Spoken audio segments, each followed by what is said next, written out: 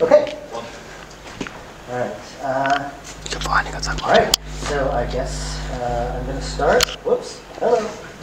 Darn, I ruined the surprise. Good morning. Hello. Hi.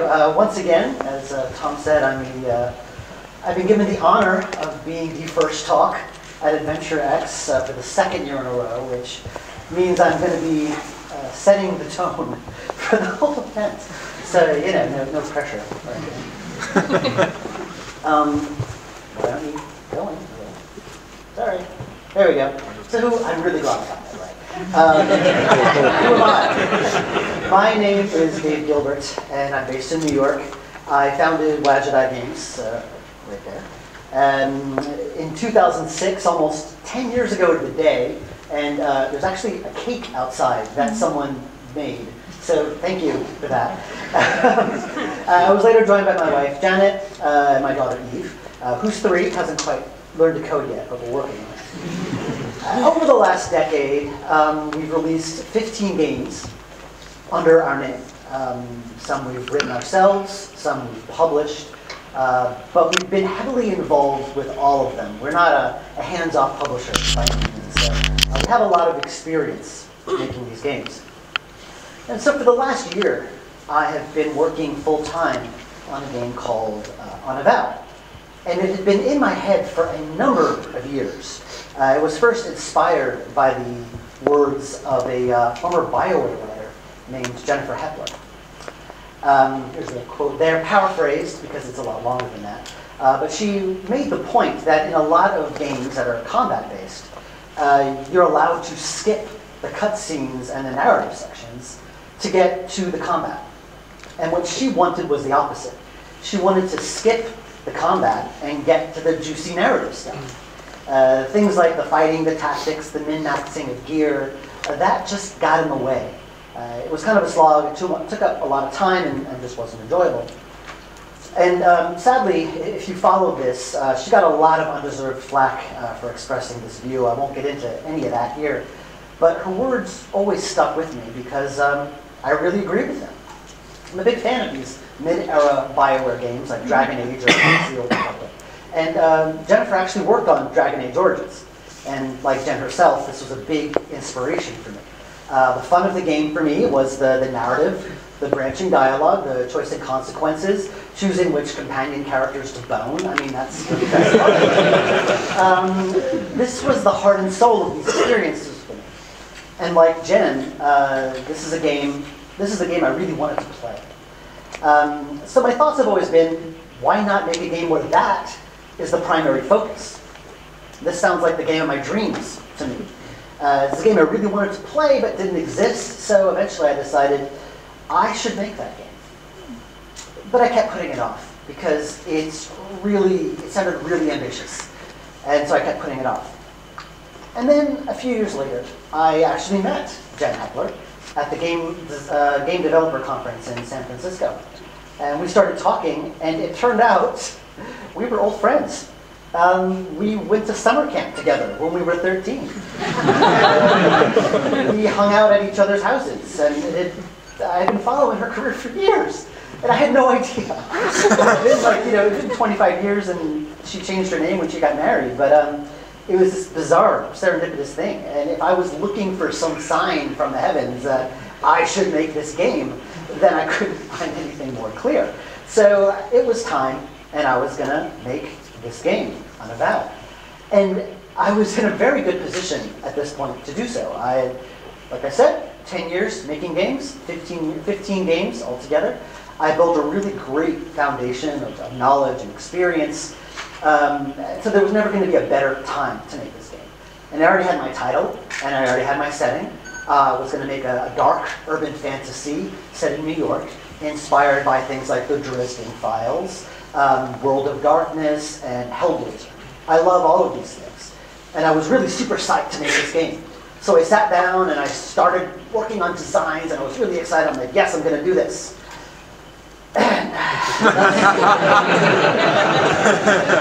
Thus began the worst battle with writer's block I have ever fought in my life. And I'm sure many creative people have dealt with this. Honestly, I'd never been so blocked.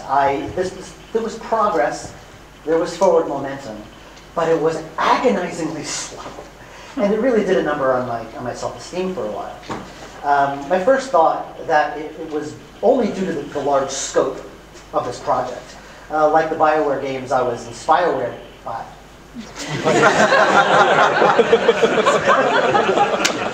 You know, I said the same thing when I practiced this talk earlier, and I swore I wouldn't do it again. I was All right, let me start that over so I sound smart.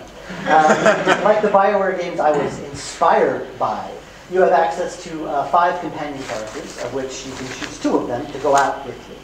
But rather than give you different tactics and combat situations, they give you different solutions to solving problems in the game world.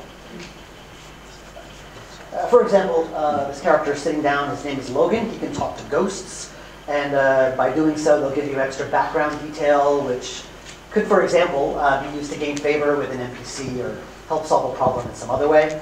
Or this guy, Eli, who can set shit on fire. Sorry, I know there was a kid here. Should I have said that? I'll be good. So designing for these different scenarios takes a lot of time. And also the game can't be short as a result. Otherwise, the player cannot take advantage of this mechanic of choosing different combinations of characters. So it needed to be a large game. So this alone made this a much more challenging project to work on than I had intended. But my issue with the block it went a little bit deeper than this. It was like 2 different parts of me were fighting each other. And I pretentiously call this the battle between my instincts and my experience. Finally getting to the point. Of course, instincts are the gut feelings. Something feels right or wrong. You can't really describe how or why. You just feel it. It's just instinct. Experience, of course, is the knowledge you gain by doing something a lot. You do something, it works or it doesn't, you get feedback, you do better. The skills, the theories, the learned behavior, the leveling up, as it were, for a project, for any type of skill. And in ideal situations, instinct and experience work like this, hand in hand. They work together. Instinct will tell you that something isn't working, and then your experience will enable you to figure out how and why, how to fix it. Instinct could tell you that something is really, really great, and your experience will tell you how to make it even better, or to make the best use of it. But more often for me, this often feels like this. There's a bare-knuckle drag-out fight going on inside my creative process. And with every bit of design I put on paper, I felt like I came out the other side feeling like I ran a marathon. This is all very esoteric, and the 2 things sometimes merge and switch sides, but this is how I visualized it in my head. And from the very beginning of production on this game, I knew I wanted to focus more on things like immersion and exploration and discovery. It's something I didn't really do very well in my previous games. I wanted the act of discovery to be rewarding. In most of my previous work, like Blackwell and Emerald City Confidential, you discovered new things by someone just telling you about the new thing. And I wanted to take some steps towards changing that. So I did some placeholder art for one of them.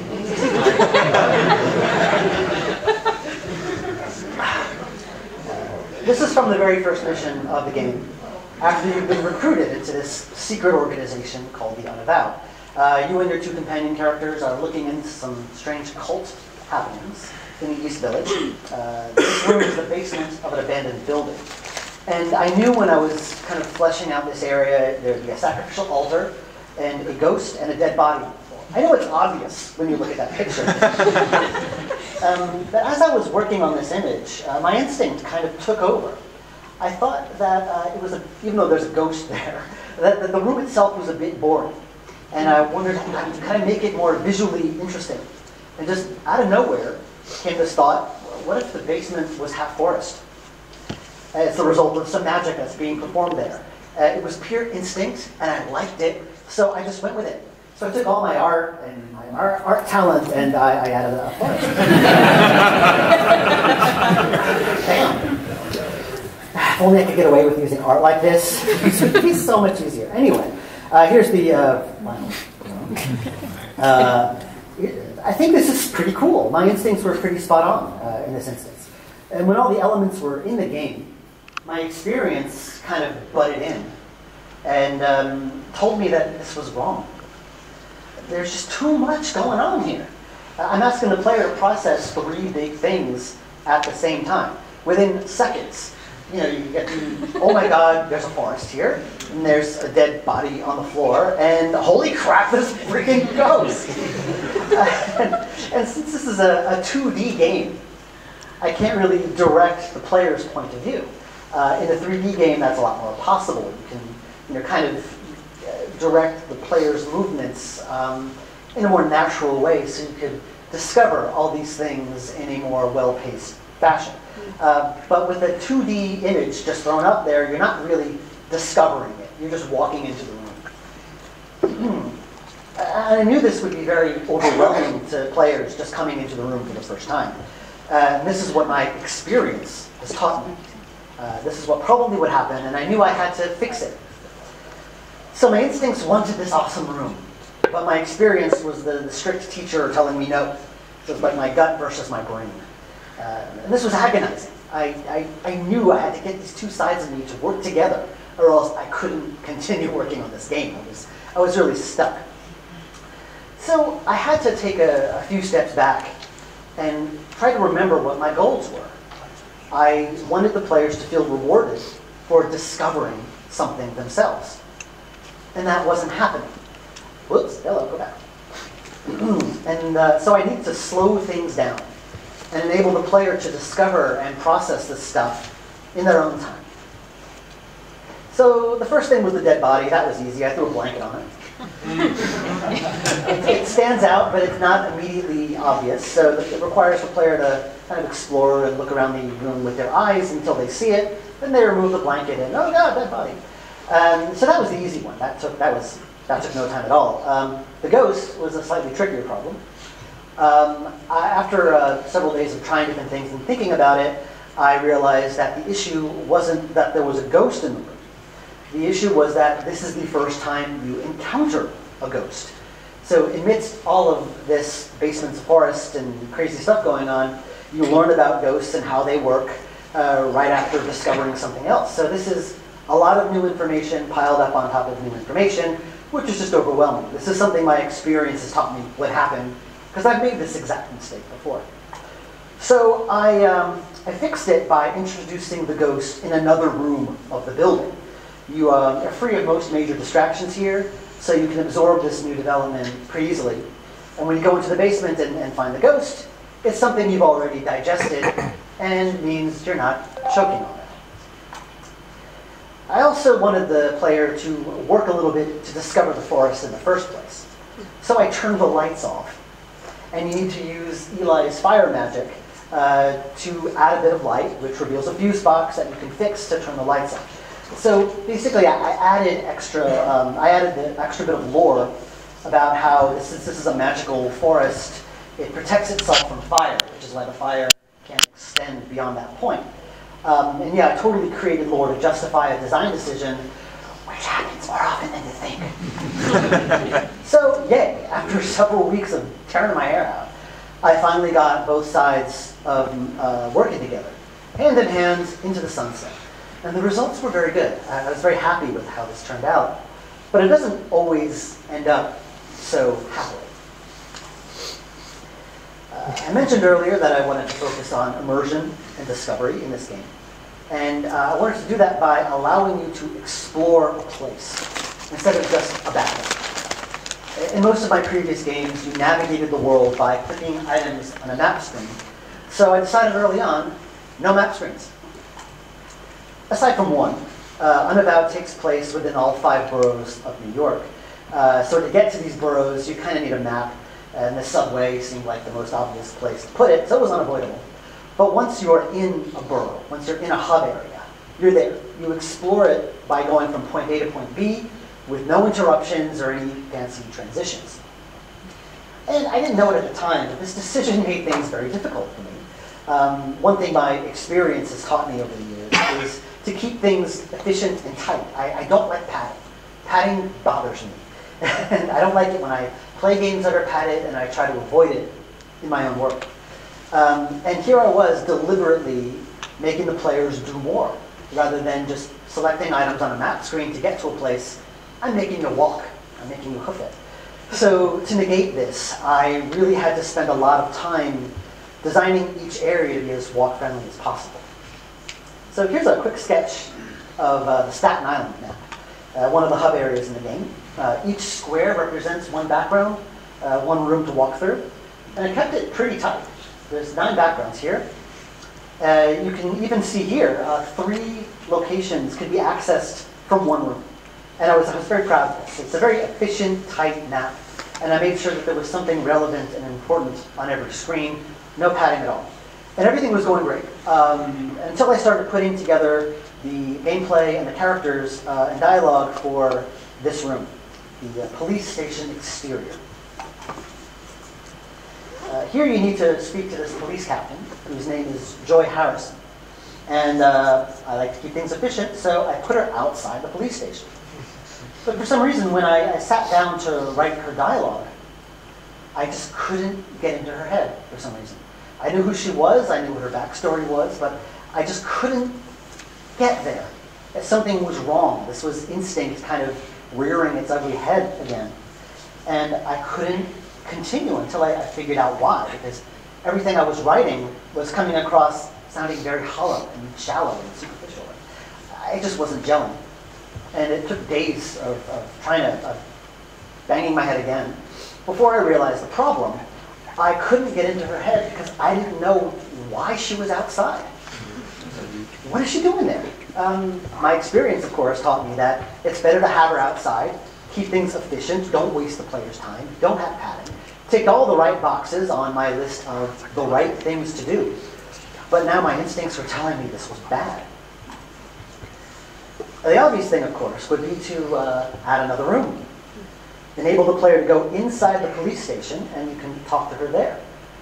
But I resisted this with every fiber of my being, because if I did that, I'd be left with this completely pointless background, which I couldn't remove. It was just hanging there on the map, like flabby and useless, just a buffer between one room and the next.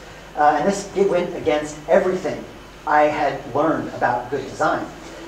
Back in the map screen days, this wouldn't have been a problem. You just click on the map, go into the police station, and you'd be there. But now I had to work around this new design paradigm.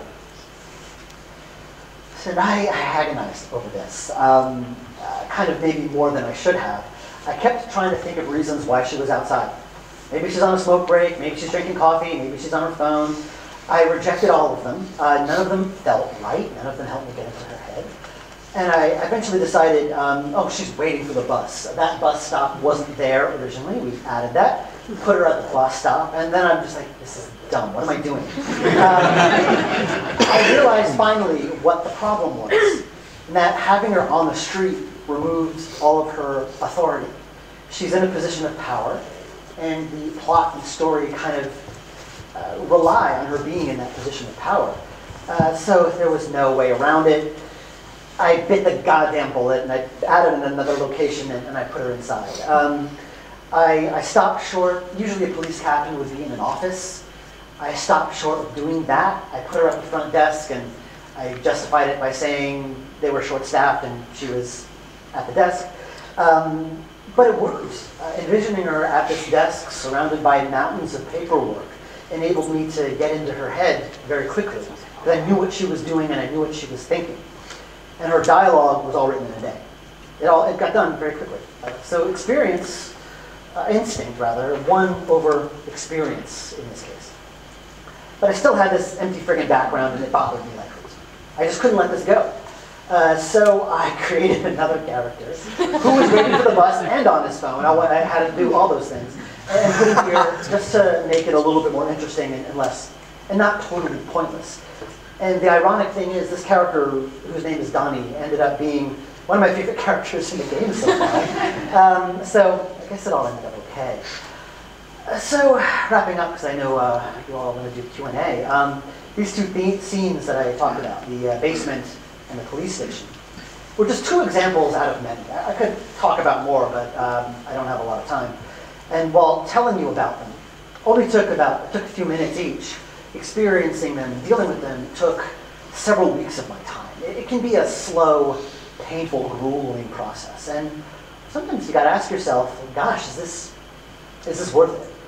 And in the old days, 5 or 10 years ago, I probably wouldn't have done any of this stuff. I would have just felt that niggle that something was wrong, but I would have just plowed ahead and let it be.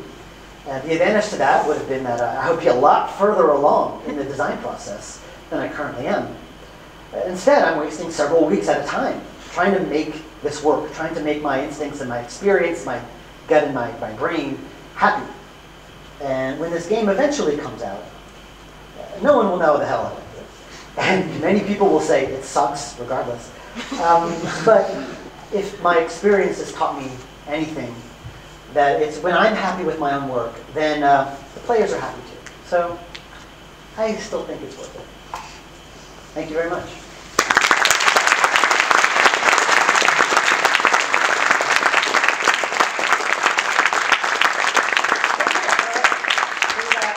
Time for Q&A if anyone has any questions. Have you ever made a decision favoring either instinct or experience which you later regretted?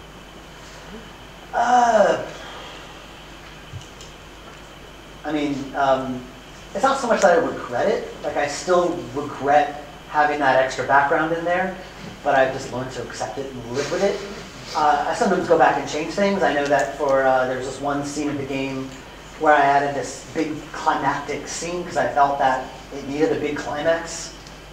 And then I decided that it just wasn't working. It didn't feel right. It felt very forced. When there was a nice emotional kind of payoff a few scenes earlier that was a lot more subdued. It didn't have that like big moment that I wanted, but that felt like a more natural ending to end the section. So I cut that big climax, which had a lot of fancy art and stuff, and I hate that I had to do it. But I'm glad that I did because the game is much better for it. So it's not so much that I regret wasting the time because the game is taking so much longer to make than I personally would like. So it's not that I regret making a decision, it's that I regret wasting the time getting to that decision, especially the one I just told you about where I spent weeks to come to the decision that I should have made right away. I should have just made that decision right away and moved on. And instead I agonized over it for like several weeks. So I regret wasting time, but sometimes you just can't help it. Anyone else? Stephen? So in the Blackwell games, you have a lot of ghosts. The ghosts you just presented us here, very different look, very different feel. Do you consider it a separate universe to the Blackwell games? A separate universe? It's the same universe as Blackwell. There's going to be some connections, like there are ghosts in this game, and they behave the same way, but you're not Rosa Blackwell, so you can't see and talk to them. So you're kind of seeing that all from the outside. So it's connected, but it's bigger. There's a lot more stuff going on. It's not just limited to ghosts. It's expanding it to several other things. Yes. So when you're feeling stuck, do you also try to balance and use Jen or Ben, for example, and this is helping you try to focus to solve these issues alone? I mean, there's no rhyme or reason. I mean, I talk to people. I try to. I mean, you're asking how do I get through the blocks? Is that what you're asking? No rhyme or reason. I wish there was like a way, like there was a specific thing to do in order to get through it. It's more I tend to like try to fall back on my experience and try to figure out why something doesn't work.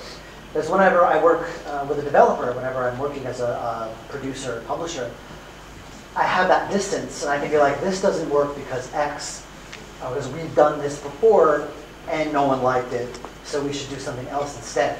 I don't have that kind of distance from my own work. And so it's difficult. I got to do what I've been doing. Just bang my head against the wall until something breaks, and hopefully not my head, and it works, so that might happen. So yeah, there's no right answer to how you get there. I just have to have faith that I will get there, even though it's taking a long time. Anyone else? You had your hand up. So. When you're at the writing stage, do you tend to set yourself daily targets, or do you kind of like just write until you feel, yeah, that's a good chunk and move on to the next? Honestly, I don't know how I've gotten 15 games out the door. There's no rhyme or reason to how I ever work. I mean, it's in my bag, but I have a notebook just jotting down ideas. Just no organization. A lot of people have like schedules and flowcharts, and they have like special software to write dialogue trees. I don't do any of that stuff. I just do it, and I kind of roughly know how long it'll take because I've done it so many times. So there's no rhyme or reason. I wouldn't recommend this. It's just how I personally do it. And it seems to work so far, so I keep doing it.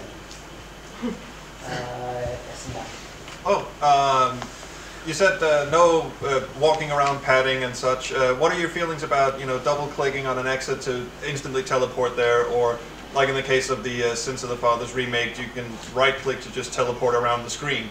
I think, there's no right or wrong answer to that either. If it works, it works. If it doesn't, it doesn't. So, I mean, if you include it and it's fun, then it works. If it's not fun and it's annoying and it looks weird, then it doesn't. I know that having a character randomly teleport around a room looks weird to me. And sometimes, like a lot of games have double-click to run, which I never understood the point of, because that's just putting a band-aid on the problem. Just have the character move faster to start with. So yeah, double-clicking to exit a room, fine. There's no right or wrong answer. It's just, if it works, it works. Yes. So you're saying that this game is, more complicated than the ones you've done beforehand, all the different characters. Do you therefore think that once you complete this game, the game you do after this, are you going to continue on that trajectory and make it more complicated? Or is your response going to be, you know what, I now want to do a simple game, I want to know what that great game, not setting another I don't know. I mean, it's like once I get through it, this is always the case. When I'm like, a project is new and it's shiny and it's exciting, it's going to be the best thing ever. And then you start making it, and then the game that you're making is not the game in your head, and you get tired of it. Like it just seems like a slog, and you despise it. And then you get to the end, and then you finish it, and then you just can't wait to get to the next project and start it all over again. So right now, I can't envision going through this long, lengthy proving process again. But when I'm done, I'll have a shiny idea, and who knows? So I don't know. I don't know what I'm going to do after this, because this is going to take me a while to do. So how I feel after that, I don't know.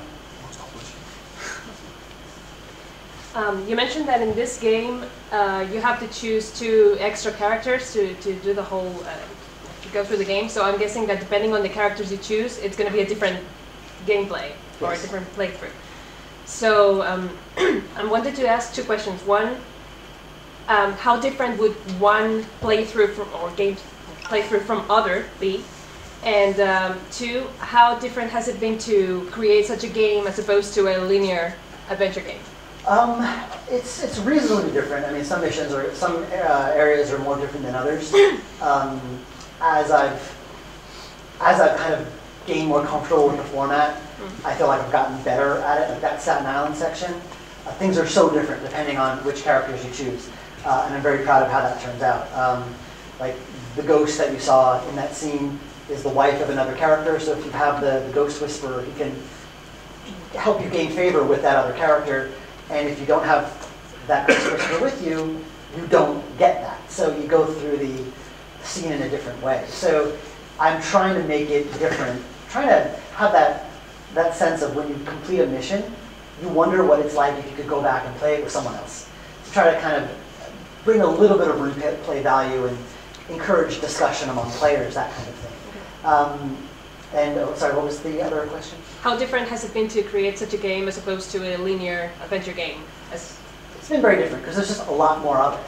And the writing and that stuff, I love that. I love doing that. Like now that I really know these characters, I can just write these characters, and I love that. It's so much fun. So it's different because there's just a lot more of it. And I have to keep track of decisions you've made, and you also can choose your origin story. There's like a small playable origin for each for the main character. So I've really taken on a lot here. So I have to keep track of choices you've made, which characters you brought with you, because their conversations will change. So it's a lot of data collection and organization of all of these different states that I've never had to do before. So that's been a new experience. So like right now I've got all this spaghetti code that kind of organizes everything. And as I progress forward, I figure out a better way to handle it and try to incorporate that into the code, and it's a mess. But so it has been different. 1 minute, okay, so one question really fast, yes? How do you keep a project within scope That's been my problem. I kind of knew from the beginning this would be a big project.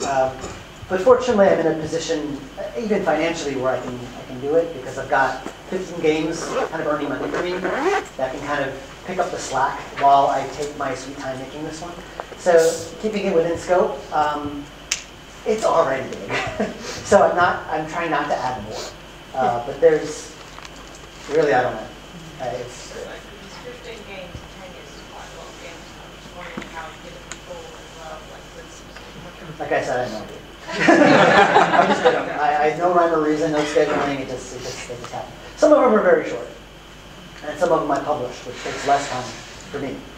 The games I write tend to take longer because of it just takes longer.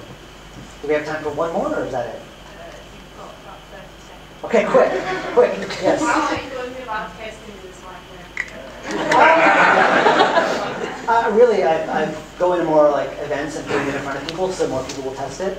I'm trying to. I have testers who test it when I feel it's ready. It's not quite ready yet.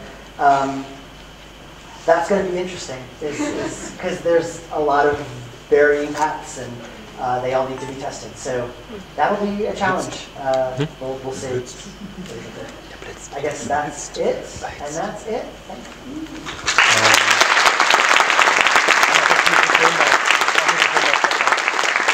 Ganz dicker ausmachen.